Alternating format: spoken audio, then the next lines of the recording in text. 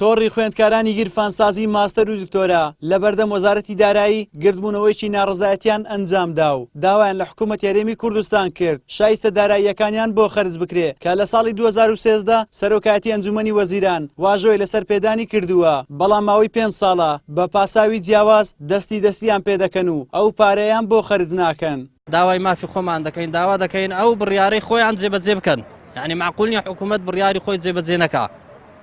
ئەوە زۆریشە ماوەی 5 ساڵ دەبی ئەمە هەر بەردەوامی لە هەوڵدا لە گردبوونەوە چەندجار خۆ پیشاندانمان کردیا وەکو قوتابیانی لەسەر ئەرچی خۆمان خوێندمانە تقریبان 5 ساڵ دەبی حکوومەت یاریێن بڕیاری داوەکە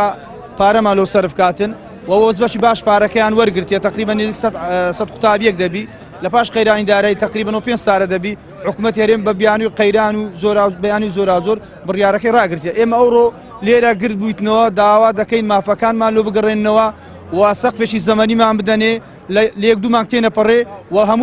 هەموو قوتابیەکانیش بگرتەوە تەوزیعکرێن. ئێستا بڕی 25 میلیۆن دلار بۆ قوتابیانی گیرفانسازی ماستەر و دکتۆرات دابین کراوە کە حکوومەت یاریێم دەڵێت ژمارەی قوتابیانە 900 قوتابیە بەڵام ئەنجومەنی داکۆچیکردن لە مافەکانی هەڵگرانی بڕوانامەی ماستەر و دکتۆرا ئەو ژمارەی ڕەت دەکاتەوە و دەڵێت ژمارەکە لە 600 قوتابی تێپەڕ ناکات. ئێمە وەک ئەنجومەنی داکۆکیکردن لە مافەکانی هەڵگرانی بڕوانامەی ماستەر و دکتۆرا نەفەق خاصە لە بەرواری 22/4/2018 گردبوونەوەیەکمان ئەنجامدا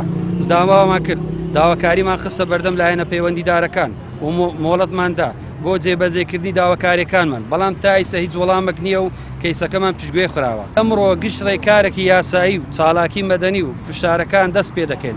تا حکوومەتی هەرێم دێتە ژێر باری جێبەجێکردنی داواکاریەکانمان. پێشتر 25 میلیۆن دلاری بۆ تەرخان کرابوو دیار نیە و پارێکی لێ هاتووە هەندێک خەڵک وەریگرەوە بەڵام دیار نیە و پارێکی لێ هاتووە ژمارەمان لای ئەوان 900 بەڵام بە بۆچوونی ئێمە لە 600 تێپەڕ ناکەن. گردبوونەوەی ئەمجارەی قوتابیانی گیرفانسازی ماستەر و دکتۆرا شەشەمین گردبوونەوەیە کە لە ماوەی 5 ساڵی ڕابردوودا دژی پێنەدانی شایستە داراییەکان ئەنجامی دەدەن بەڵام تا ئێستا حکوومەت یاریێمی کوردستان نەهاتووەتە ژێرباری داوەڕەواکانیان بۆ بەدەستێنانی مافەداراییەکانیشیان قوتابیان ئەنجومەنی داکۆچیکردن لە مافەکانی هەڵگرانی بڕوانامەی ماستەر و دکتۆرایان پێکهێناوە.